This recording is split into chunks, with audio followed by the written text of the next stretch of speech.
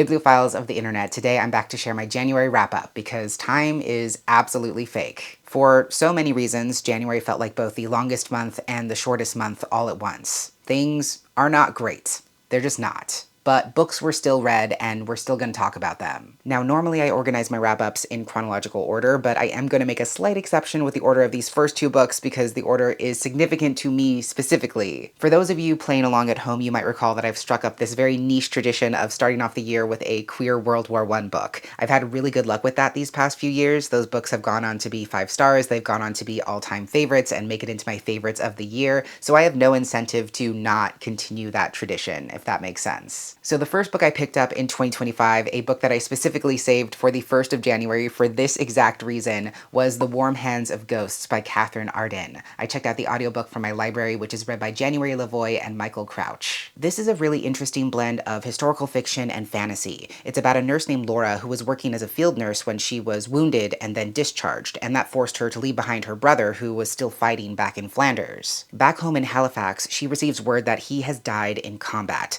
but the wording of the message and the personal affects they return to Laura don't quite add up, so she still believes that he's alive. She once again enlists herself in the war effort and returns to Belgium under the guise of volunteering at a private hospital, and there she hears whispers about haunted trenches and a strange hotelier who lures soldiers into oblivion. Content warnings for graphic descriptions of injury and death, descriptions of war-related violence and PTSD, parental death and child death, and some references to suicide and suicidal thoughts. Also, you did not mishear me, this book is queer as shit, and I'm not sure why most people bury the fact that Freddie is gay when his romance with another man is a central part of this narrative. This book is absolutely incredible. It was worth every single second of the wait. And it kind of took me by surprise because at first glance, the leap between Katherine Arden's Winternight trilogy and this World War I story seems very jarring. It seems like a complete 180 from what she's done before. But truthfully, there's actually a lot of overlap between the two. The more I sat with it, the more it made sense that both of those stories could have been written by the same person and aligned in a similar purpose, because both stories are about countries being torn apart by change and characters interacting with these creatures from fairy tales or folklore as a response to that massive societal shift. But this was just beautiful and immaculately executed in every possible way. The prose is thoughtfully and effectively put together. The structure of the story also works well because it's being told in chapters that alternate between the two siblings' perspectives. I thought that was especially effective because it allows this sense of dramatic irony to add to the tension of an already intense story, because the audience is learning things about Freddie or Laura that the other character has no way of knowing, and that really brings out the emotional stakes. It's a really tender, beautiful homage to this undyingly loyal bond between siblings who are really the only ones who can understand what the other person has endured and experienced. And when I'm seeking out fiction about World War I, I'm very intentional about seeking out stories that do not romanticize or glorify the war, but rather have a true understanding of the incalculable scale of tragedy that played out over the course of that conflict, and that are committed to exploring the cataclysmic futility of those military efforts. This story absolutely does that. Katherine Arden truly did her research in terms of the massive loss of life, the various battles that took place, and the psychological and emotional toll that had on both soldiers and other professionals stationed in the field. And because she has that base understanding, the story comes from a much more empathetic place. I just love how the author was able to use these elements of folklore and fantasy to explore the kinds of PTSD these soldiers would have experienced, and also to showcase the unbalancing reality of capitulating between just being a faceless number and also the horrific prospect of being known and seen for everything you are and everything you've done. And it's also about the preciousness and I would say precariousness of our inner worlds, our memories, our feelings, our values, our beliefs that are so easily siphoned away from us in trying times, which is the true loss these characters are facing. It's not just their lives that are on the line, it's their very experience of their own humanity and their claim to their own humanity that they're also in a battle for in so many ways. There's just so much to think about here. I found this to be an incredibly successful story in more ways than one. Again, it's committed to depicting the horror of this historical tragedy, but it's also about fighting for love and fighting to survive. There was nothing about this that did not impress me, so I gave it 5 stars. The first book I actually finished in January, despite the fact that I technically started it after The Warm Hands of Ghost, was Hamajang Luck by Makana Yamamoto. I read from a gifted review copy, but this was recently published in the US by Harper Voyager on January 14th. This is a very queer and Hawaiian-inspired space heist pitched as Ocean's 8 meets Blade Runner. The story follows a non-binary Hawaiian character named Edie who just got done serving 8 years in prison after being sold out by Angel, their former partner in crime and ex. But Edie quickly realizes that this opportunity for early parole has been purposefully orchestrated by none other than Angel herself, who now works as the head of security for the most powerful trillionaire on the station. Angel has sprung Edie because she wants to team up again for one last job to take this trillionaire down for good. But that would mean that Edie has to trust Angel again, which is the last thing they want to do. Content warnings for references to parental death and grief, some mentions of child cancer, references to attempted sexual assault, some thematic violence, and some explicit sexual content. Also worth noting, this author is Native Hawaiian and identifies as both mahu and lesbian, and I think that's really cool because we don't often get to see traditionally published sci-fi from queer Native Hawaiian authors. This was a really fun way to kick off the year. It's high octane, high energy. The story is headed by a chaotic, non-binary butch lesbian who thrives on taking risks and being reckless. I just enjoyed myself every time I got a chance to read this. I love how everything about this story is built around the heist from the inside out, which may seem like an obvious thing to say, but honestly, we get a lot of stories that bill themselves as heist stories where the actual heist and even preparing for the heist is only a small sliver of the actual story. I thought this particular story struck a really great balance between developing character and refining the crew dynamic, and also laying out all the necessary groundwork leading up to the actual heist. So often in these kinds of stories, we just get a vague plan, maybe a few scenes about gathering intel, and then we're thrown into the actual heist, which inevitably will go wrong in some kind of way. What I found refreshing about this story is that the reader gets to witness each part of the plan as it gradually comes together, and we actually get to see each crew member in action playing their part both leading up to and through the heist itself, which just makes for a much more fulfilling payoff. But besides the great sci-fi action and the intricate world building regarding life on this stratified space station, I appreciate how this plotline is complicated by Edie's love for their family, and how their loyalty is torn between the crew and making up for lost time with the people they love. I feel like ultimately, even though this is a fast-paced, action-forward sci-fi crime story, it's really exploring how the most valuable commodity that capitalism takes away from us is our time and our energy, two incredibly valuable things that we can never regain for ourselves. You can try to make up for lost time, but you can never actually get back time that you've lost. That's something Edie's really struggling with because they think stealing all this money will finally give their family everything they've ever wanted or needed, while also proving how they can be valuable to their family, all the while not realizing that simply being part of their family and showing up for their loved ones is in fact enough. So I really respect that tension in the story between acknowledging that capitalism is real and has a very real boot on so many of our necks, while also showcasing the importance of reallocating our time and our energy under capitalism as a huge middle finger to the powers that be. Again, I really enjoyed my time with this story. I thought it was a cool take on a space heist, there were great supporting characters, and a really cool use of the Hawaiian pidgin dialect throughout the book. I will say I wasn't entirely on board with the whole lovers to enemies to lovers dynamic between Edie and Angel, and I also think the crew's ultimate goal for the heist is a bit contradictory to their own politics in some ways, so I was a little bit iffy on the resolution of the story, but overall I would still give this a very strong 4 stars. After that, I listened to another highly anticipated release that was The Favorites by Lane Fargo. Both PRH Audio and Libro FM granted me early access to the audiobook, which is read by a full cast. This is a dramatic, sexy, messy look at the epic highs and lows of competitive ice dancing. It's also said to be a modern retelling of Wuthering Heights, which I have not read cover to cover, so take that as you will. The story is following Katarina Shaw, who always dreamed of skating at the Olympics, and when she meets this lonely kid stuck in the foster care system named Heath, they have an instant connection both on and off the ice. Heath learns how to skate just so they can compete together, and against all odds, they become this very formidable duo who somehow climb their way to the very pinnacle of the sport. But a shocking incident at the Olympics will bring their partnership to an abrupt end. Content warnings for some depictions of alcoholism and sibling abuse, graphic descriptions of injury, parental death and grief, implied fat phobia, and brief references to disordered eating,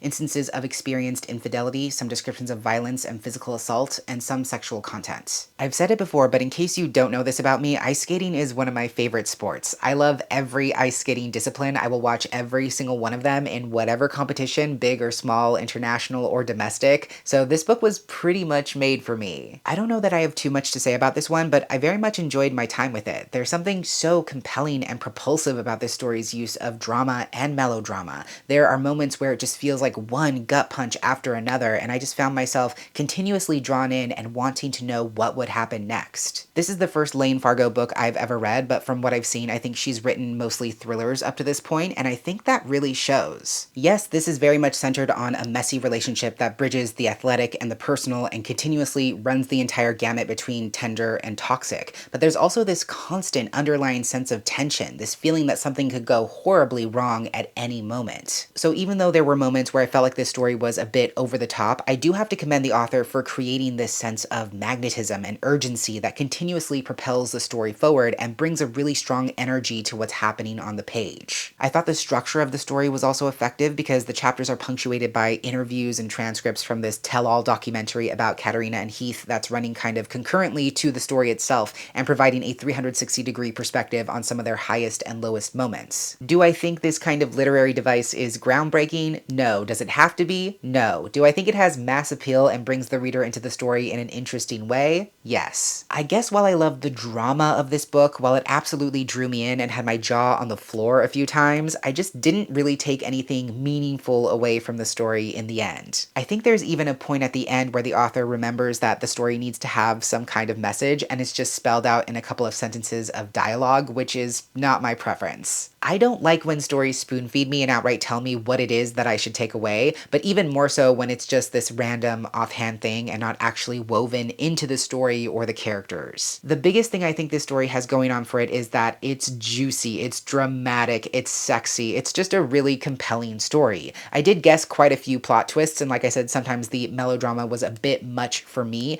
but I did still enjoy listening to this, and I would give it a solid 4 stars. Then I read my arc of The Proposal by Sonora Reyes, which also recently came out from Forever on January 21st. This is Sonora's adult romance debut. It's about Han, who is an undocumented citizen living in the United States while the rest of his family lives in Mexico, and he purposefully keeps himself at a distance from most people and lives in fear of commitment because he's constantly worried about being deported. But then his roommate and best friend Kenny volunteers to fake marry him so that Han can finally get a green card, and as they try to make it look convincing for their friends, family, and local government agents, they realize that the feelings they're feeling may not actually be pretend. It's also worth noting that Kenny is bisexual, and in addition to being undocumented, Han is also autistic, and while he begins the story identifying as straight, he is discovering his queerness as the story progresses. Content warnings for references to experienced emotional and physical abuse, some descriptions of panic attacks and instances of vomit, references to a parent with drug addiction, experienced homophobia, and explicit sexual content. This one's kind of tough for me to review because I love Sony so much. I love their work. I've been blown away by both of their YA books so far, and I know they've recently announced a companion book to The Lesbiana's Guide, which I cannot wait for, but while I did enjoy this adult romance debut, I didn't love it. That said, the strongest and most endearing part of this story for me is the relationship between Han and Kenny. Their connection as best friends really shines through in the story because even before they're engaged, you can just tell that they understand each other in really intimate ways and can always anticipate what the other person needs before they even realize it themselves. I loved seeing the ways they express their love for each other, both platonically and romantically, throughout the story, especially through spending quality time together and doing acts of service. They show up for each other in small ways and also in really big ways, which is a truly beautiful thing. I did really enjoy the comedic elements of the story as well, especially because they balance out the topics that are heavier by necessity. But there are some more lighthearted moments, especially as Han is gradually realizing that he's queer and in love with Kenny. It's very much an idiots to lovers kind of dynamic, and while Han is still deep in the denial phase, there are some really funny moments of both missed and mixed signals. All in all, I appreciate what this story sets out to do. It's very much about letting people in, finding strength in your community, caring for each other with or without being asked, and ultimately I would say it's a very hopeful story. But I also found it to be really heavy, especially with this addition of Kenny enduring an emotionally and physically abusive relationship.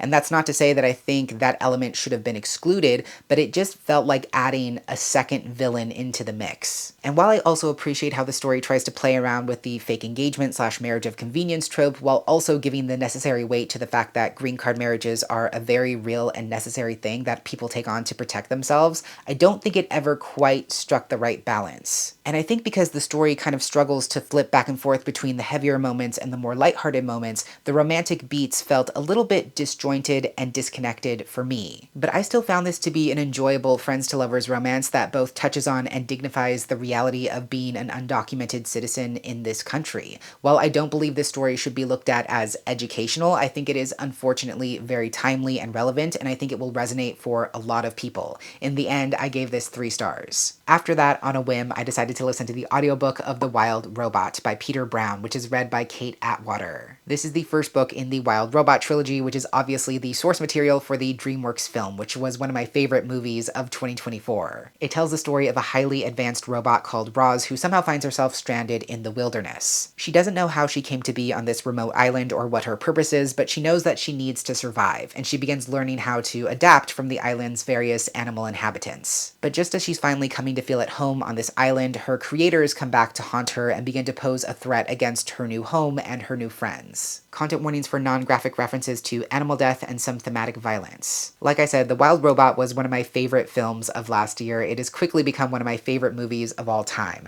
And as soon as I saw it in theaters last year, I picked up a box set of the series because I wanted to see how faithful the adaptation was. If you're also curious about that, I will say that they are pretty similar. There are some slight narrative differences to endear the movie audience to Roz a little bit more quickly, and I would also say the book is a little bit darker. There are animal characters who die. The robots tracking down Roz are a little bit more violent, but overall they're pretty close. And I think this is a great series to pick up for early readers and early middle grade readers. The chapters are super short and easy to read out loud, and Peter Brown also illustrates the book, and there's some really beautiful artwork in this that really helps to bring the story to life. Going back to those narrative differences, the book is less of a mother-son story compared to the film. Roz does eventually take a young Gosling into her care, but it's not because it gives her a task to accomplish, and it's not what ultimately undoes her programming. It just ends up being another survival thing that she does. So that relationship isn't quite as dynamic as it is in the movie, but I'm also curious to see how it develops and even if it develops in the other 2 books. If you like immersive reading experiences, I also recommend the audiobook, which not only has narration, but also has sound effects, weather sounds, animal sounds, and even background music at certain points. I will say it was a little bit too overstimulating for me at times, but again, especially if you're reading this with a younger person in your life, that could make it an even more engaging experience. Overall, this was still a really fun, sweet, adventurous story that touches on a lot of the same thematic messages as the movie. It's about embracing new experiences and realizing how the things that keep us safe are often also the things that keep us from growing in the first place. I do love how the story in both mediums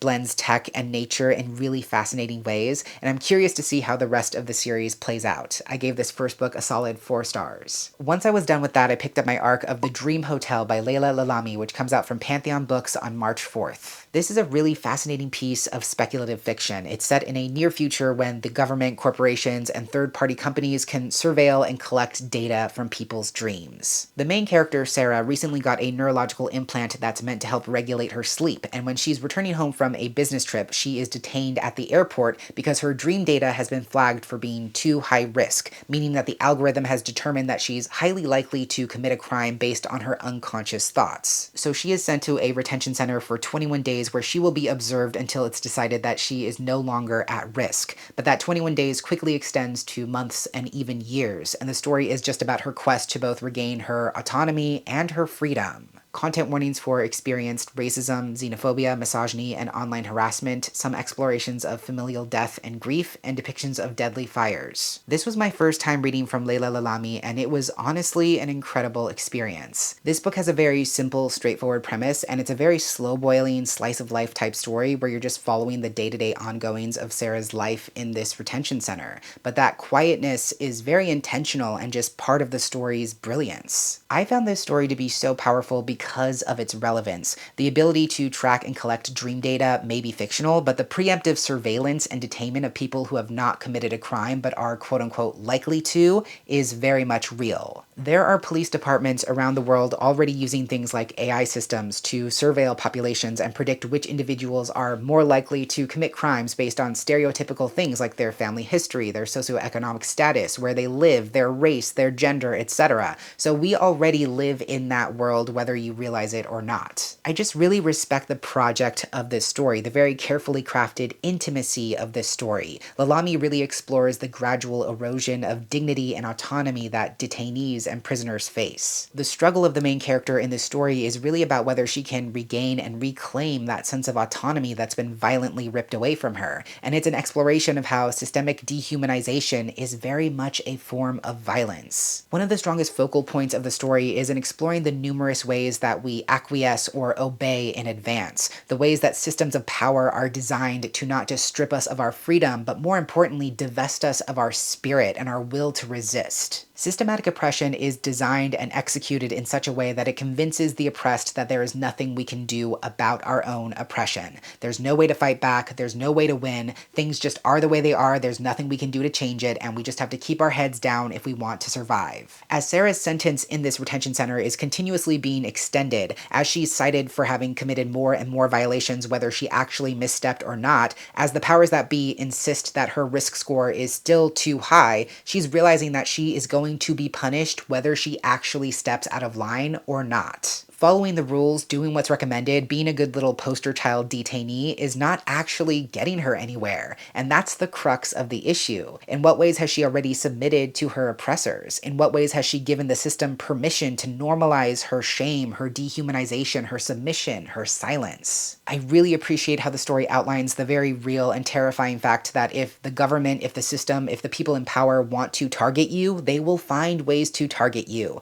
If they want to take something away from you, they will find ways to take it. But that doesn't mean we have to willingly offer those things or ourselves up for the taking in advance. The story also explores very timely truths about algorithms and artificial intelligence by showing the danger of what can happen when we begin working for technology as opposed to technology working for us. Algorithms can predict certain things, but they're also programmed to find the most believable solutions as opposed to the 100% correct and infallible solutions. And ultimately, while algorithms can predict, it's humans who not only train and develop that technology, but make decisions and take actions based on those predictions. There's just so much to consider in this book. Everything it's exploring absolutely hit home for me. Like I said, it's a very slow-boiling story, but I think the experience of gradually growing with this character, seeing where she started from and who she's becoming, is incredibly satisfying. This will not be the last book I read from Leila Lalami. I gave this a huge 5 stars. Surprising even myself, the next book I picked up was my first ever Sarah Waters book. I listened to all 21 hours of The Paying Guests by Sarah Waters, which is read by Juliet Stevenson. This is queer historical fiction, coincidentally set during the years following World War I in South London, where a widowed Mrs. Ray and her daughter Frances can only afford to keep their property if they rent out their extra rooms. Their new lodgers, Lillian and Leonard Barber, are a modern young couple who seem ordinary enough at first, but the longer they stay, the more Frances and her mother realize that they might actually harbor some outlandish tendencies and desires. Frances in particular finds herself falling for Mrs. Barber, and the two of them embark on an illicit affair that could tear apart both of their lives. Content warnings for references to infant death, pregnancy loss, and graphic depictions of abortion, experience sexism, misogyny, and sexual harassment, mentions of familial death and grief, some instances of violence, and some explicit sexual content. I have been wanting to start my Sarah Waters journey for such a long time. On paper, it seems like all of her works would absolutely be up my alley. She pretty exclusively writes queer historical fiction, mostly sapphic historical fiction, I want to say, but she also writes pretty long and has so many books in her body of work that I wasn't sure where to start.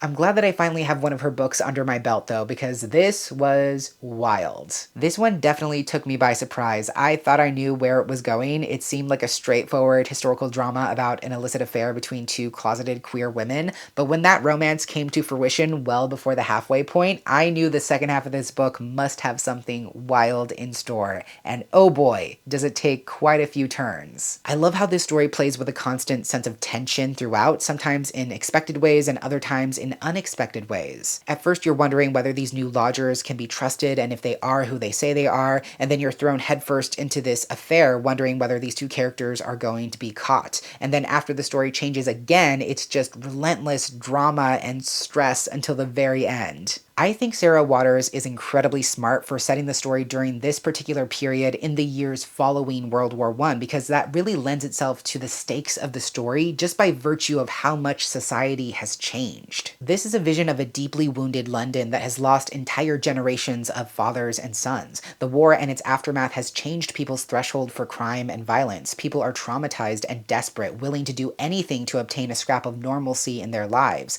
And that really frames the actions of the characters and the social norms they have to endure and abide by in really specific and unique ways. So I think the intentionality of setting the story during that time period and very subtly letting the implications of that time and place bleed into the plot of the story is kind of a stroke of genius. And that kind of ties into what I thought was the central question of the story, which is the question of whether the things we choose to destroy are a price worth paying for the ways we want to live. And that question applies not only to the inhumane tragedy of the war, but also to what these characters endure in this story and the choices they ultimately make. I did find that the story delved a little too much into melodrama as it built towards the climax, which would get a bit grating for me from time to time, and I do think the story felt a bit overly long by the end, but this was still highly entertaining and compelling, and I gave it 4 stars. But also, if you're well-read when it comes to Sarah Waters, please let me know which of her books I should pick up next. Then on a whim, I checked out We Used to Live Here by Marcus Kluwer from my library. This book has been one of the most ultra-viral horror stories of the past year. It's a haunted house story about a young queer couple, Charlie and Eve, who have just bought an isolated old house in the Pacific Northwest with the intention of renovating it and making a profit. And one day, out of the blue, a man knocks on the front door. He's with his wife and kids and tells Eve that he used to live in this house as a boy and would it be okay if he shows his family the house. Because she is a chronic people pleaser, Eve decides to let them in, and strange things immediately start happening. I don't want to say anything else. Content warnings for experienced homophobia, references to religious trauma, and some descriptions of violence. This is a deeply psychological horror story, which is exactly the kind of horror I love, and I think the reason this book has found so much success is because it continues to itch your brain and linger in the back of your mind even when you're not reading it. I wouldn't say there's anything especially intense or graphic in this story. The most terrifying parts aren't even jump scares or anything like that, but it is disturbing in its own way, and because the main character is constantly questioning the validity of their own reality, it makes the reader feel unsafe in their own reality, if that makes sense. And this is definitely a horror story for people who love a good puzzle. It feels like the gamification of a traditional haunted house story. The author has left all these interesting clues sprinkled throughout the book, some obvious and some not, for you as the reader to pick up on, which allows the audience to have a tangible experience in the real world within the reading experience. This book sent me on a journey. I had translation apps open, code breaking sites open, subreddit threads open. It took me places. The author has literally created an ARG around this story, which is an alternate reality game. I will link the Reddit explanation below. I would say don't check it out until you've read the book, but there are websites in the book that function in the real world. There are clues hidden in the real internet that lead you to different places and into deeper and deeper rabbit holes that align with what's happening in the story. It's very intricately done. I think that element, the fact that readers can actually immerse themselves in the lore of the book and expand their experience beyond the text itself, is a really cool thing that this story offers. And it's also exciting to think about the potential of that, because it's something that could also tie into the author's future books if he wanted. Putting that aside though, this book is definitely the kind of horror story that leaves you with more questions than answers, which isn't necessarily a bad thing, but I can also see how it might leave some folks feeling underwhelmed or unsatisfied. For me, it wasn't necessarily a net negative aspect of the story, especially because, like I said, there are so many clues and breadcrumbs that the author has strewn throughout the story that make you see certain things in different light when you look back at them after the end, which again makes the reading experience feel more expansive beyond the boundaries of the actual text. My main thing is that even though this is unputdownable, entertaining, thrilling, almost seductive in the way it sucks you into this hidden world that the author has so meticulously built out, I didn't really get much from the story thematically. It's a solid story, but it's hard for me to identify the point of the story outside the book's literal project. But again, I do have to tip my hat to the author for creating a truly unique and immersive reading experience, and for that reason, I gave this 4 stars. After that, I picked up my arc of Malinali by Veronica Chapa, which comes out on March 11th from Primero Sueño Press. This is fantastical historical fiction. It's meant to be a feminist retelling in the vein of Circe or Clytemnestra about a misunderstood famous woman through a non-patriarchal lens. For those who don't know, Malinali was a real-life indigenous Nahua woman who went on to become one of two translators for the Spanish conquistador Hernan Cortés, and essentially aided in the colonization of Tenochtitlan as well as her own people. So this book is basically telling her origin story beginning in childhood, exploring what she had to endure as someone who was both discarded and sold into slavery, and why she would ultimately want to betray Moctezuma and go on to make the choices that she made. Content warnings for brief descriptions of human sacrifice and blood sacrifice for ritualistic purposes, brief mentions of self-harm, familial death and grief, instances of violence, brief allusions to rape, some descriptions of enslavement including non-graphic references to sexual abuse, and descriptions of colonization and colonial violence. I went into this hoping I would absolutely love it, and while I did really enjoy the story overall and I respect the radical reframing and complicating of a real-life historical figure, I just struggled to stay engaged with the story the whole way through. Now, it's hard to say how much of that is myself and how much of that is because of the story, but I do think the story doesn't delve deeply enough into any one part of Malinali's life or the people who end up shaping her life to make me as the reader feel truly connected to her thoughts and her actions. I do think the book does a great job of complicating her story and forcing the reader to reckon with her autonomy and her motivation behind making the choices that she made, and overall affording her more complexity and dignity than she's often shown through the lens of history, which is a perspective often shaped by men. Here we see that she's motivated by grief after the loss of her twin brother and father. She's motivated by spite since she's been written off time and time again because of her womanhood and because of people assuming that she's limited in what she can offer. And she's also motivated by hubris because she's seduced by power that's been denied to her all her life. For me, that was by far the most engaging part of the story, seeing how Malinali is gradually realizing that it's language, not violence, not warfare, not disease, not weaponry, that can ultimately bring two armies to their knees, and that her understanding of Nahua, Maya, and Spanish makes her untouchable and invaluable in some ways. I do really appreciate the repositioning of her choices, not as choices she made to deceive or betray other people, but as choices that she made rashly because she was so power-hungry, and how she convinced herself that she could control and manipulate multiple armies to carry out her own wishes. But again, I think the story was trying to frame itself as this depiction of an unassuming person on an epic journey, and I don't think it quite worked structurally in the end. The story quickly flits from one portion of Malinali's life to the next, and while it does ultimately reveal how those experiences added up to the legacy we know her for, it doesn't give the reader a chance to deeply connect with any of those parts. I'm kind of torn because there were some really incredible, powerful moments, especially in the ways Malinali draws strength from her Nahua roots, but there were also moments where it felt kind of surface level, and because of that I ultimately gave this 3.25 stars. Shortly after that I picked up Piranesi by Susanna Clarke.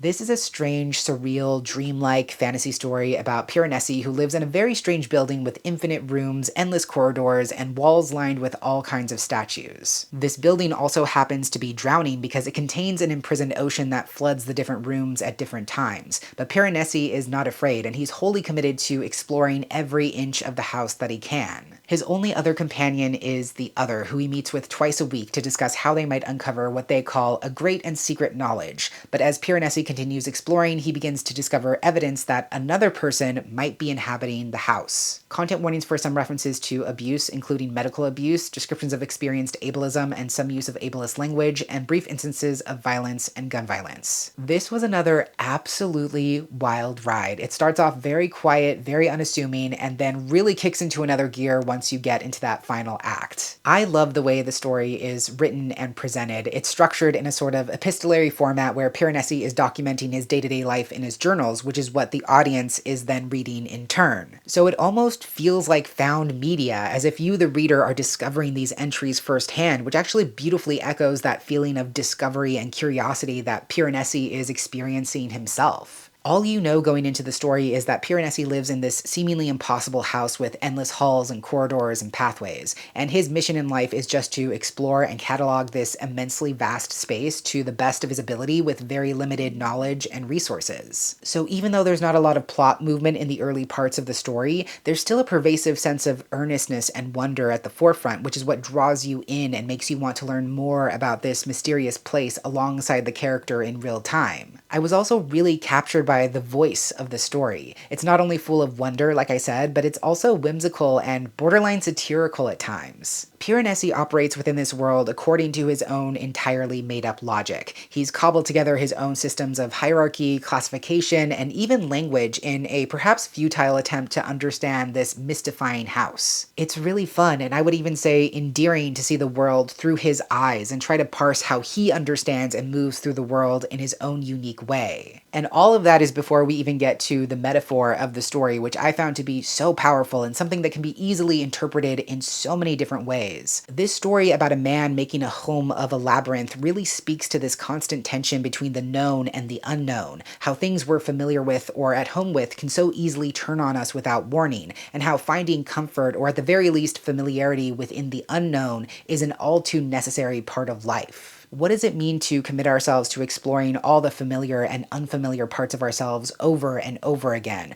What does it mean to wake up every day in the heart of the endless labyrinth that is life and painstakingly map out every possible pathway without ever knowing how close or far you are from the end? Like I said, you can extrapolate this concept onto so many areas of life. You can think about the body as labyrinth, the mind as labyrinth, your levels of comfortability or legibility as labyrinth. No matter which direction you take it, the story succeeds on all of those levels. I'm really glad I finally got to this. I'm glad I took my time with it and gave the story the space it deserves. I believe I initially gave it 4.5 stars, but it's very likely that I could eventually realize that it's actually 5 stars. Around the same time, I decided to finally listen to The Starless Sea by Erin Morgenstern. I was kindly granted access to the audiobook courtesy of PRH Audio, and the audiobook is read by Dominic Hoffman, Dion Graham, Bonnie Turpin, Fiona Hardingham, Alan Cordiner, and Georgina Marie. This is a blend of contemporary fantasy with elements of fairy tale about a graduate student named Zachary who discovers a mysterious book in his university library that seems to contain a story about him as a child, describing an experience that he never shared with anyone else. As he reads through the other stories in the book, he discovers a series of clues that lead him to a masquerade party, a secret club, and also an ancient library hidden far below the surface of the earth. Content warnings for brief references to suicide ideation, mentions of physical torture including drugging, branding, and dismemberment, brief mention of animal death, and a handful of HP references. I'm gonna try to keep this brief because I didn't have a great time with this, even though I really wanted to. On paper, there are so many things about this story that should vibe with me. It has a queer main character who loves books and stories, it has this magical, almost fairy tale-like feeling to it, there's puzzles and clues and hidden worlds, but sadly the story just left me feeling cold, and I didn't really have any desire to engage by the end, which was really strange. I think what I really struggled with is the balance of suspense and payoff in the story. At least for me, it felt very weighted in favor of suspense and riddles and mysteries, which are interesting in and of themselves, but I felt like I was fighting to find some scrap of purpose, some gratification in uncovering the point of the story. I feel like what the story is ultimately trying to achieve, both in terms of plot and thematically, is just buried over and over again. The point of the story is purposefully obfuscated again and again and again. When the characters begin to make sense of one mystery, they're met with like 5 more new questions or side quests, and it just ended up exhausting me in the end. I think if the reader was just thrown a bone every now and then, if there was a little bit more catharsis, a few more big picture moments, it would have played out very differently for me, but it just made me feel physically tired at times. None of that is to say that this book is a failure or that it's not going to work for anyone, because clearly it does. Especially in the beginning, I did really appreciate the story's sense of whimsy and its promise of magic lurking beneath the surface. It did have those atmospheric highs at times, and I do think there were imaginative pieces of the story with a lot of potential, but again, just on a personal level, I could only end up giving this one about 2.5 stars. Lastly, my Patreon pick for the month was Amateur, a true story about what makes a man by Thomas Page McBee. This is a piece of nonfiction written by a groundbreaking trans journalist who was the first trans man to fight in a boxing match at Madison Square Garden. In this book, Thomas is just describing how he found himself in that position, what that experience was like, the kind of training he did to prepare for the match, while also untangling the toxic masculinity of male violence and the pervasiveness of gender stereotypes that he had to confront and unpack. Content warnings for brief references to suicide, non-graphic references to sexual abuse, mentions of parental death and grief, some homophobic slurs, descriptions of experienced homophobia and transphobia, and some descriptions of injury and and violence. This also took me by surprise in the best possible way. I went into it kind of braced for it to be an athletic memoir, a sports memoir, something more focused on the sport of boxing itself and the author's relationship to it. But I didn't realize that Thomas Page McBee has a professional background in writing, and that this whole journey towards boxing in Madison Square Garden was always in service of a larger social experiment of his. Yes, boxing and training definitely do play a part in this memoir, but it's much more about gender, pressing against the boundaries of gender norms, toxic masculinity, and also its connection to aggression and violence. I was almost disarmed going into this book because I expected it to be very clinical and prescriptive in its descriptions of boxing,